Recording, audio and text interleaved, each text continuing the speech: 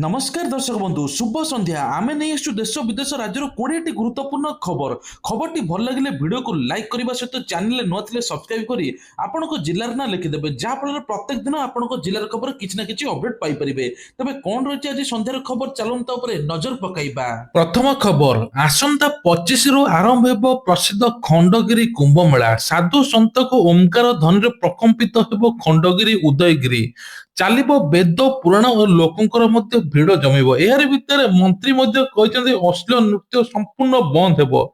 ଯାତ୍ରା ପେଣ୍ଡାଲରେ ଅଶ୍ଳୀଳ ନୃତ୍ୟ ଉପରେ ଲାଗିବ ରୋକ। ପେଣ୍ଡାଲରେ ବନ୍ଦ ହେବ ନଗ୍ନ ନୃତ୍ୟ। ଏନେଇକି ବୟାନ ଦେଇଛନ୍ତି ଆଇନ ମନ୍ତ୍ରୀ ପୃଥ୍ୱୀରାଜ ହରିଚନ୍ଦନ। ତା ସହିତ କୁହାଯାଉଛି ଛତିଶଗଡ ପୋଲିସ 17 ଜଣ ଆୟୋଜକଙ୍କୁ ମଧ୍ୟ ଗିରଫ କରିଥିବା ବେଳେ ଯାତ୍ରାକୁ ଅନୁମତି ଦେଇଥିବା ବେଳେ ଅଶ୍ଳୀଳ ନୃତ୍ୟକୁ ତୁରନ୍ତ ବନ୍ଦ କରିଛି। ସେମିତି ଓଡିଶାରେ ମଧ୍ୟ ଲାଗୁ ହେବ। ଯାତ୍ରା ପେଣ୍ଡାଲରେ ଆଇଟମ ଗାର୍ଲ ନିଶା ମହାରଣା ଅଶ୍ଳୀଳ ଡ୍ୟାନ୍ସ ସୋସିଆଲ ମିଡିଆରେ ଭାଇରାଲ ହଉଛି। ଚପଲ ମାଡ ମଧ୍ୟ କିଛି ଦିନ ପୂର୍ବରୁ ହୋଇଥିଲା। ଆଉ ଦିଆଯିବ ନାହିଁ ଅଶ୍ଳୀଳ ନୃତ୍ୟକୁ ଅନୁମତି। ପରବର୍ତ୍ତୀ ଖବର ସୁଭଦ୍ରା ଟଙ୍କା 18 ତାରିଖ ଭିତରେ ମିଳିବ। ଏନେଇ ଉପମୁଖ୍ୟମନ୍ତ୍ରୀ ପ୍ରଭାତୀ ପରିଡା ଆଜି ବଡ ସୂଚନା ଦେଇଛନ୍ତି। ଉପମୁଖ୍ୟମନ୍ତ୍ରୀ କହିଛନ୍ତି ମହିଳାକୁ ଆତ୍ମନିର୍ଭରଶୀଳ ସଶକ୍ତ କରିବା ପାଇଁ ଆରମ୍ଭ ହୋଇଥିଲା ସୁଭଦ୍ରା ଯୋଜନା। ବର୍ଷକରେ 5,000 ଲେଖାଏଁ ଦୁଇଟି କିସ୍ତି 10,000 ମିଳୁଛି। ଏଭଳି ସ୍ଥିତିରେ 5 ବର୍ଷରେ 50,000 ଟଙ୍କା ପାଇବେ। ଏହାରି ମଧ୍ୟରେ ମହିଳାମାନେ 3ଟି କିସ୍ତି ପାଇସାରିଛନ୍ତି। ସୁଭଦ୍ରା ଯୋଜନାରୁ ଶୁଭାରମ୍ଭ କରିଥିଲେ ପ୍ରଧାନମନ୍ତ୍ରୀ ନରେନ୍ଦ୍ର ମୋଦି। ଯେଉଁମାନେ ପ୍ରଥମ ଦ୍ୱିତୀୟ କିସ୍ତି ପାଇନାହାନ୍ତି ତୃତୀୟ କିସ୍ତି ପାଇଛନ୍ତି ସେମାନଙ୍କୁ ଏକା ସାଙ୍ଗରେ ଦୁଇଟି 10,000 ଟଙ୍କା ଆସିବ। ତେବେ କୁହାଯାଉଛି ସୁଭଦ୍ରାର ମଧ୍ୟ ମହିଳା ଦିବସ ଦିନ ବା ମାର୍ଚ୍ଚ 8 ତାରିଖରେ ଯେମିତି ମିଳିବା କଥା ସେମିତି କୋଟି ହିତାଧିକାରୀଙ୍କୁ ମିଳିବ। କିନ୍ତୁ ଆଉ 5 ଦିନ ପରେ ମିଳିବ 10,000 ଟଙ୍କା ଯେଉଁମାନେ ପ୍ରଥମ ଦ୍ୱିତୀୟ କିସ୍ତି ପାଇନାହାନ୍ତି। ପରବର୍ତ୍ତୀ ଖବର ଆଗାମୀ ଫେବୃଆରୀ 1 ତାରିଖ ରବିବାର ଦିନ ପାର୍ଲାମେଣ୍ଟରେ କେନ୍ଦ୍ରମନ୍ତ୍ରୀ ଅର୍ଥମନ୍ତ୍ରୀ ନିର୍ମଳା ସୀତାରମଣ ସାଧାରଣ ବଜେଟ ଉପସ୍ଥାପନ କରିବେ ବୋଲି ଲୋକସଭା ବାଚସ୍ପତି ଓମ ବିର୍ଲା କହିଛନ୍ତି।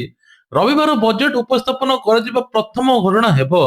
ସୀତାରମଣ ନବମ ବଜେଟ ଉପସ୍ଥାପନ କରିବେ। ସର୍ବାଧିକ 10 ଥର ବଜେଟ ଉପସ୍ଥାପନ କରିବେ ବୋଲି କୁହାଯାଉଛି।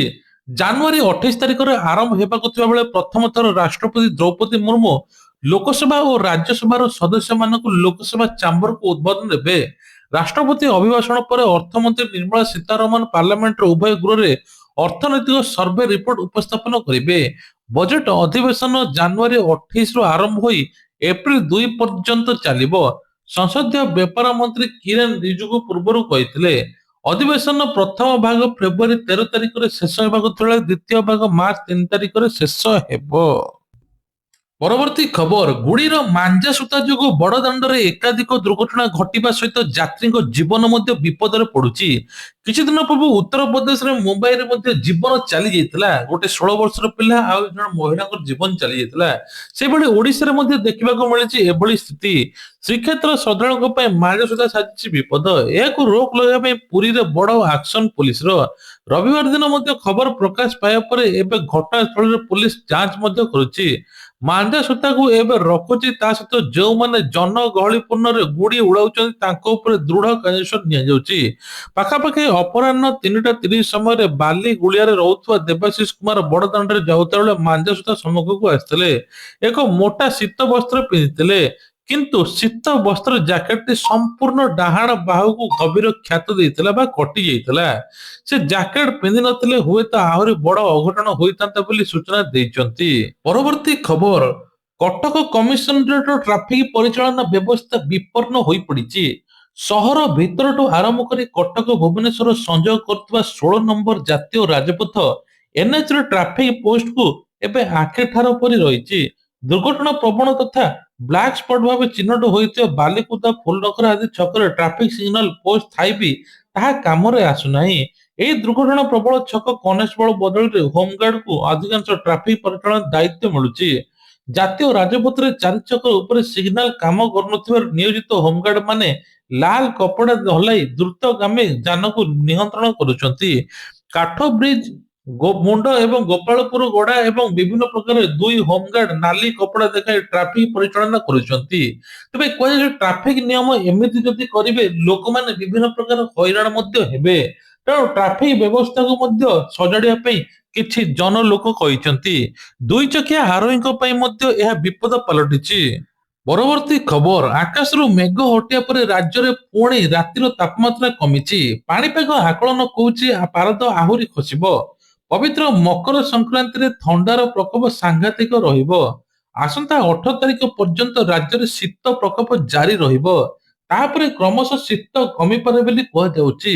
ରାଜ୍ୟରେ ପୁଣି ଶୀତ ସାମାନ୍ୟ ବଢିଛି। ରବିବାର ଦିନ ଜି ଉଦୟଗିରିରେ ସର୍ବନିମ୍ନ ତାପମାତ୍ରା 4.8 ଡିଗ୍ରୀ ସେଲସିୟସ ଥିବା ବେଳେ ଫୁଲବାଣୀ 6.8, ଦାରିଙ୍ଗବାଡି 7, ଝାରସୁଗୁଡାରେ 7, ରାଉରକେଲା 6.7, ସୁନ୍ଦରଗଡରେ 9 ଡିଗ୍ରୀ, କିରେଇରେ 8.8, ସବୁ ଜିଲ୍ଲା ମାନଙ୍କରେ ଏବେ 10 ଡିଗ୍ରୀ ତଳକୁ ରହିଛି। ବିଶେଷ କରି ଭୁବନେଶ୍ୱରରେ ଖାଲି ରହିଛି 12.3 ଡିଗ୍ରୀ। ବିଶେଷଜ୍ଞଙ୍କ କହିବା ଅନୁସାରେ ଆହୁରି ମଧ୍ୟ ହାଡଭଙ୍ଗା ଶୀତ ହେବ। ପରବର୍ତ୍ତୀ ଖବର, ଝିଅ ବିବାହକୁ ନେଇକି ଓଡ଼ିଶା ହାଇକୋର୍ଟଙ୍କ ଗୁରୁତ୍ୱପୂର୍ଣ୍ଣ ରାୟ। ବିବାହ ପୂର୍ବରୁ ପରିବାର ଲୋକେ ଝିଅର ସ୍ୱୀକୃତି ନେବା ଜରୁରୀ। ଜୋର ଜବରଦସ୍ତି କନ୍ୟାର ବିବାହ କରିପାରିବେ ନାହିଁ ଅଭିଭାବକ। ଝିଅ ନିଖୋଜ ଅଭିଯୋଗରେ ଦାୟର ହୋଇଥିବା ହେବିୟସ୍ କର୍ପସ୍ ପିଟିସନ ଶୁଣାଣି କରି ହାଇକୋର୍ଟ ଏଭଳି ନିଷ୍ପତ୍ତି ନେଇଛନ୍ତି। ବିବାହ କ୍ଷେତ୍ରରେ ଝିଅର ନିଷ୍ପତ୍ତି ସବୁଠୁ ଗୁରୁତ୍ୱପୂର୍ଣ୍ଣ ବୋଲି କହିଛନ୍ତି। ବିବାହକୁ ନେଇ କୌଣସି ନିଷ୍ପତ୍ତି ଅଭିଭାବକ ଦ୍ୱାରା ନିଆଯାଇଥିବା ପୂର୍ବରୁ ଝିଅର ଅନୁମତି ନେବା ଦରକାର। ଯେତେବେଳେ ଜଣେ ଝିଅ ପାଇଁ ପ୍ରସ୍ତୁତ ନଥାଏ, ତେବେ ମାନସିକ ଚାପ ବଳ ପ୍ରୟୋଗ କରି ବାହା ଦେବା ଏହା ସମାଜ ପାଇଁ ଅନୁକୂଳ ନୁହେଁ। ଅଭିଭାବକମାନେ ନିଜର ନିଷ୍ପତ୍ତି ପିଲାମାନଙ୍କ ଉପରେ ଲଦି ଦେବାର ଭାବନା ବିରୋଧରେ ପ୍ରଶ୍ନ ସଚେତନ କରିବା ଆବଶ୍ୟକ। ପ୍ରାପ୍ତ ବୟସ୍କ ଝିଅର ନିଷ୍ପତ୍ତିକୁ ସମ୍ମାନ ଦେବା ଉପରେ ମଧ୍ୟ ହାଇକୋର୍ଟ ଗୁରୁତ୍ୱାରୋପ କରିଛନ୍ତି। ପରବର୍ତ୍ତୀ ଖବର, ଚିଲିକା ବିକାଶ ସମ୍ପର୍କିତ ବୈଠକ। ସୁରକ୍ଷା ପାଇଁ ପଦକ୍ଷେପ ନେବାକୁ ମୁଖ୍ୟମନ୍ତ୍ରୀଙ୍କର ନିର୍ଦ୍ଦେଶ। ତେବେ କୁହାଯାଉଛି ସୁରକ୍ଷା ସବୁ ପ୍ରକାର ପଦକ୍ଷେପ ନେବା ପାଇଁ ଅଧିକାରୀଙ୍କୁ ମୁଖ୍ୟମନ୍ତ୍ରୀ ମୋହନ ଚରଣ ମାଝୀ ନିର୍ଦ୍ଦେଶ ଦେଇଛନ୍ତି। ଚିଲିକା ଉନ୍ନୟନ କର୍ତ୍ତୃପକ୍ଷ ଏହି ବୈଠକରେ ଚିଲିକାର ସୁରକ୍ଷା ପରିବେଶର ଉନ୍ନତି ପାଇଁ ସମନ୍ୱିତ ଯୋଜନା ଉପସ୍ଥାପନ କରାଯାଇଥିଲା। ଏହି ଯୋଜନା ଅନୁଯାୟୀ ଚିଲିକାର ପୁନରୁଦ୍ଧାର ମୁହାଣ କରାଯିବ। ଚିଲିକାକୁ ସଂଯୋଗ କରୁଥିବା କେତେକ ପାଣି ଚ୍ୟାନେଲର ମଧ୍ୟ ଖନନ କରାଯିବ। ଚିଲିକାର ମୁଖ୍ୟ ପାଣି ଚ୍ୟାନେଲ ସହିତ ବାଲୁଗାଁ ଚ୍ୟାନେଲ ଏବଂ ମଗରମୁଖ ଚ୍ୟାନେଲ ଏବଂ ପାଲୁର ଚ୍ୟାନେଲ ଖୋଳାଯାଇ ମାଟି କଢାଯିବ ଏବଂ ଏହା ସହିତ ଆଲୋଚନା କରାଯାଇଛି। ଏହା ସହିତ ମତ୍ସ୍ୟ ସମ୍ପଦର ଉନ୍ନତିକରଣ ଏବଂ ଫିସ୍ ପ୍ଲାଣ୍ଟିଂ ଏବଂ ସେଣ୍ଟର ଖୋଲାଯିବ। ଅନ୍ୟାନ୍ୟ ଦୀର୍ଘସ୍ଥାୟୀ ଭିତ୍ତିଭୂମିର ବିକାଶ ଗବେଷଣା ଉପରେ ଗୁରୁତ୍ୱାରୋପ କରାଯାଇଛି। ଏହାଦ୍ୱାରା ଚିଲିକାର ଲବଣାଂଶର ସନ୍ତୁଳନ ସହିତ ବିବିଧ ଅଭିବୃଦ୍ଧି ଉନ୍ନତି ଆଣିବ। ଏଥିପାଇଁ ସମୁଦାୟ 5 ବର୍ଷ ଲାଗିବ ବୋଲି କୁହାଯାଉଛି। ତା ସହିତ ସି ଫୁଡ ଉତ୍ସବ, boat festival, light house, internship ଏମିତି ବିଭିନ୍ନ ପ୍ରକାର ସ୍ଥାପନ କରାଯିବ। ପରବର୍ତ୍ତୀ ଖବର, ନୂଆ ସରକାରଙ୍କର ମେଗା ପ୍ଲାନ। ତିଆରି ହେବ ନୂତନ ସଚିବାଳୟ। ବିଧାନସଭା ମନ୍ତ୍ରୀ ସଚିବଙ୍କ ଅଫିସ ପାଇଁ ମନ୍ତ୍ରାଳୟ ଭବନ ରହିବ। ଖାରବେଳ ଭବନ ନିକଟରେ ମୁଖ୍ୟମନ୍ତ୍ରୀଙ୍କର ଅଫିସ ବା ସିଏମଓ ପାଇଁ ସ୍ୱତନ୍ତ୍ର କାର୍ଯ୍ୟାଳୟ ନିର୍ମାଣ କରାଯିବ। 71 ଏକର ଜମିରେ ଗୋଟିଏ ସ୍ଥାନରେ ରହିବ ରାଜ୍ୟ ପ୍ରଶାସନର ନାଭି କେନ୍ଦ୍ର। ମୁଖ୍ୟମନ୍ତ୍ରୀ ମୋହନ ଚରଣ ମାଝୀ ଏହି ଯୋଜନା ପାଇଁ ଦେଇଛନ୍ତି ଭିତ୍ତି ପ୍ରସ୍ତର। ମୁଖ୍ୟମନ୍ତ୍ରୀ 1.5 ବର୍ଷର ସ୍ୱପ୍ନ ଥିଲା, ତାହା ପୂରଣ ହେବାକୁ ଯାଉଛି। ନୂଆ ରୂପ ପାଇବ ଲୋକସେବା ଭବନ। ବିଧାନସଭାରେ ମଧ୍ୟ ନୂଆ ନକ୍ସା ତିଆରି ହେବ। ଖୁବ୍ ଶୀଘ୍ର ଏହା କାର୍ଯ୍ୟକାରୀ ଆରମ୍ଭ ହେବ। ଏନେକି ସୂଚନା ଦେଇଛନ୍ତି ଆଇନ ମନ୍ତ୍ରୀ ପୃଥ୍ୱୀରାଜ ହରିଚନ୍ଦନ। ଆହୁରି ମଧ୍ୟ କହିଛନ୍ତି ଲୋକସେବା ଭବନ ନିର୍ମାଣ ହେଉଥିବା ଆବଶ୍ୟକତା ରହିଛି। ବିଭିନ୍ନ ସଂଖ୍ୟାର ବିଭିନ୍ନ କର୍ମଚାରୀ ସଂଖ୍ୟା ବଢିଲାଣି। ତେଣୁ ମୁଖ୍ୟମନ୍ତ୍ରୀ ନିର୍ଦ୍ଦେଶକୁ ଆଖି ଆଗରେ ରଖି ନୂତନ କାର୍ଯ୍ୟ ଜାରି ରହିଛି।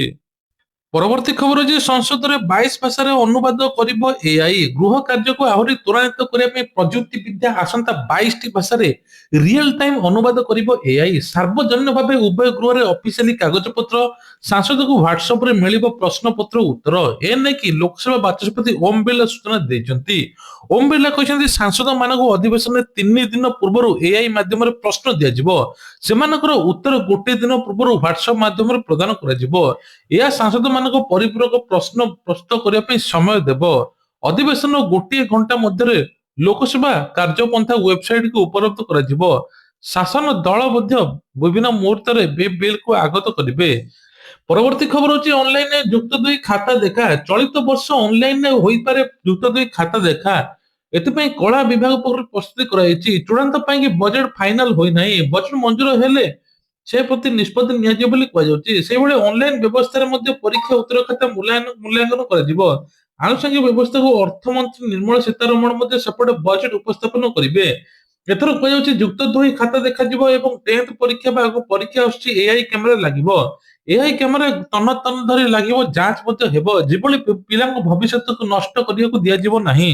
ପରବର୍ତ୍ତୀ ଖବର, ରାଜ୍ୟରେ ବିଦ୍ୟୁତ ଉପଭୋକ୍ତାଙ୍କୁ ଶୋଷଣ କରାଯାଉଛି। ଅତିରିକ୍ତ ସିକ୍ୟୁରିଟି ଡିପୋଜିଟ୍ ନୋଟିସ ସହିତ ଘରେ ସ୍ମାର୍ଟ ମିଟର ଜବରଦସ୍ତି ବସାଯାଉଛି। ଗରିବ ଲୋକଙ୍କ ଘରେ ସରକାରୀ ମିଟର ବସାଇବା ବେଳେ ବେଆଇନ ଭାବେ 300 ଟଙ୍କା ଆଦାୟ କରାଯାଉଛି। କେବଳ ସୌଭାଗ୍ୟ ଆଇପିଡିଏସ୍ ଯୋଜନାରେ 2020ରୁ ଟାଟା ପାୱାରର 4ଟି ବିଦ୍ୟୁତ ବିତରଣ କମ୍ପାନୀ ବେଆଇନ ଭାବେ ମିଟର ଭଡ଼ା ଆଦାୟ କରି ଚାଲିଛି। ଏ ସଂକ୍ରାନ୍ତରେ ଉପଭୋକ୍ତାମାନେ ମହାସଂଘରେ ବାରମ୍ବାର ଓଇଆରସିରେ ମଧ୍ୟ ସୂଚନା ଦେଇଥିଲେ ମଧ୍ୟ କୌଣସି ପଦକ୍ଷେପ ନିଆଯାଇ ନାହିଁ।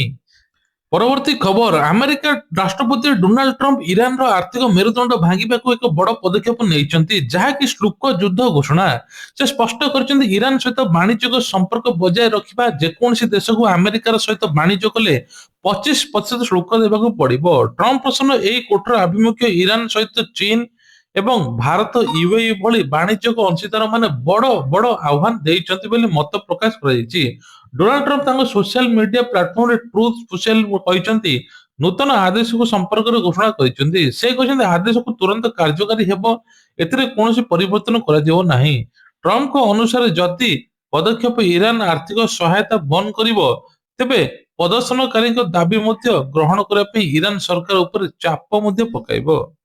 ପରବର୍ତ୍ତୀ ଖବର, 10 ମିନିଟରେ ହେବ ନାହିଁ ଡେଲିଭରି। କେନ୍ଦ୍ର ଶ୍ରମ ନିଯୁକ୍ତି ମନ୍ତ୍ରୀ ମନସୁଖ ମାଣ୍ଡବ୍ୟ ଏନେଇ ବଡ଼ ସୂଚନା ଦେଇଛନ୍ତି। କୁଇକ୍ କମର୍ସ କମ୍ପାନୀ ବ୍ଲିଙ୍କିଟ୍ ଏହାର ସମସ୍ତ ବ୍ରାଣ୍ଡ ପ୍ଲାଟଫର୍ମରୁ 10 ମିନିଟ ଡେଲିଭରି ଦାବିକୁ ସମ୍ପୂର୍ଣ୍ଣ ହଟାଇ ଦିଆଯାଇଛି।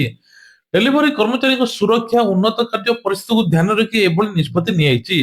କେନ୍ଦ୍ରମନ୍ତ୍ରୀ ବ୍ଲିଙ୍କିଟ୍ ଏବଂ ଜେପ୍ଟୋ, ସ୍ୱିଗି, ଜୋମାଟୋର ଅଧିକାରୀଙ୍କ ସହିତ ବୈଠକ କରିଛନ୍ତି। କମ୍ପାନୀଗୁଡ଼ିକ କଠୋର ଡେଲିଭରି ସମୟସୀମା ହଟାଇବା ଉପରେ ପରାମର୍ଶ ଦେଇଛି, ଯାହାଦ୍ୱାରା ଡେଲିଭରି ଅଂଶୀଦାରମାନଙ୍କ ଜୀବନ ଉପରେ ବିପଦ ନ ପଡ଼ିପାରେ ସେମାନେ ସୁରକ୍ଷିତ ଭାବେ କାମ କରିବେ ବୋଲି ସୂଚନା ମିଳୁଛି। ପରବର୍ତ୍ତୀ ଖବର ହେଉଛି, ତାମିଲ ସୁପରଷ୍ଟାର ଟିଭିକେର ମୁଖ୍ୟ ସୋମବାର ଦିନ ସିବିଆଇ ମୁଖ୍ୟାଳୟରେ ହାଜର ହୋଇଥିଲେ। ଦଳା ଚକଟା ଘଟଣାରେ ତାଙ୍କର ଦଳ ଭୂମିକାକୁ କେନ୍ଦ୍ରୀୟ ତଦନ୍ତକାରୀ ଏବେ 6 ଘଣ୍ଟା ଧରି ଜେରା କରିଛି। ଜେରା ସମୟରେ ସିବିଆଇକୁ ଜଣାପଡ଼ିଛି, ଏକ ଦୁଃଖଦ ଘଟଣା ପାଇଁ ତାଙ୍କ ଟିଭିକେ ଦଳ ଦାୟୀ ନୁହେଁ। ସେ କହିଛନ୍ତି, ସେଠାରେ ଅତ୍ୟଧିକ ଭିଡ଼ ଏବଂ ଉପସ୍ଥିତି ଯୋଗୁଁ ବିଶୃଙ୍ଖଳା ସୃଷ୍ଟି ହୋଇଥିଲା।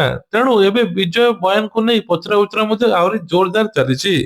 ପରବର୍ତ୍ତୀ ଖବର, ଭାରତର ବାର୍ଷିକ ଖୁଚୁରା ମୁଦ୍ରାସ୍ଫୀତି ଡିସେମ୍ବର 3 ମାସର ସର୍ବୋଚ୍ଚ ସ୍ତର 1.33ରେ ପହଞ୍ଚିଥିଲା। ନଭେମ୍ବର ମାସରେ ମଧ୍ୟ 0.71 ଥିଲା। ଖାଦ୍ୟ ପଦାର୍ଥର ହ୍ରାସ ପ୍ରକ୍ରିୟା ମନ୍ଥର କାରଣରୁ ମୁଦ୍ରାସ୍ଫୀତିର ବୃଦ୍ଧି ଘଟିଥିବା ସରକାରୀ ତଥ୍ୟରୁ ଜଣାପଡ଼ିଛି। ବିଶେଷ କରି କୁହାଯାଉଛି, ଏଥର ମଧ୍ୟ ସୁଧ ହାର କମିବା ଫଳରେ ଗୃହ ଋଣ ଓ ବ୍ୟକ୍ତିଗତ ଋଣ ଉପରେ ଇଏମଆଇ କମ୍ ହେବାର ସମ୍ଭାବନା ରହିଛି। ତେବେ ଜମା ରାଶି ଉପରେ ମିଳୁଥିବା ସୁଧ ମଧ୍ୟ କମ୍ ହୋଇପାରେ। ଖବର ରହୁଛି, ନୃତ୍ୟାଙ୍ଗନାକୁ ନିର୍ଯାତନା, ନୃତ୍ୟଶିଳ୍ପୀ ଗିରଫ। ପ୍ରେମରେ ବିଫଳ ହେବାରୁ ନୃତ୍ୟାଙ୍ଗନାକୁ ନିର୍ଯାତନା ଦେବା ସହିତ ଭ୍ୟାନିଟି ଜାଳିଦେବା, ଜୀବନ ମାରିଦେବା ପାଇଁ ଧମକ ହୋଇଥିଲା। ନହେଲେ ଖାରବେଳ ଥାନାରେ ମଧ୍ୟ ୟୁନିଟ୍ 3 ମାଳି କଲୋନୀରେ ଆର୍ଯ୍ୟ ଡକ୍ଟର ବିଜୟ ରେଡ୍ଡି 30 ବର୍ଷ ବୟସ ଶୁଭଶ୍ରୀ ମଲ୍ଲିକ ନାମକ ନୃତ୍ୟାଙ୍ଗନା ଆର୍ଯ୍ୟକୁ ମଧ୍ୟ 2 ବର୍ଷ ହେଲା ଚିହ୍ନିଥିଲେ। ସେମାନେ ନୃତ୍ୟ ସଂସ୍ଥାର ସଦସ୍ୟ ଥିଲେ। ସେମାନେ ଉଭୟ ନୃତ୍ୟ ପ୍ରଦର୍ଶନ କରୁଥିଲେ। ଇତିମଧ୍ୟରେ ଆର୍ଯ୍ୟ ଶୁଭଶ୍ରୀକୁ ଏକପାଖିଆ ଭଲ ପାଇ ବସିଥିଲେ। ପ୍ରେମ ନିବେଦନ କାରଣରୁ ଶୁଭଶ୍ରୀ ପ୍ରତ୍ୟାଖ୍ୟାନ କରିଥିଲେ। କ୍ଷୁବ୍ଧ ହୋଇ ଆର୍ଯ୍ୟ ଶୁଭଶ୍ରୀଙ୍କୁ 3 ମାସ ଧରି ନିର୍ଯାତନା ଦେଇ ଆସୁଥିଲେ।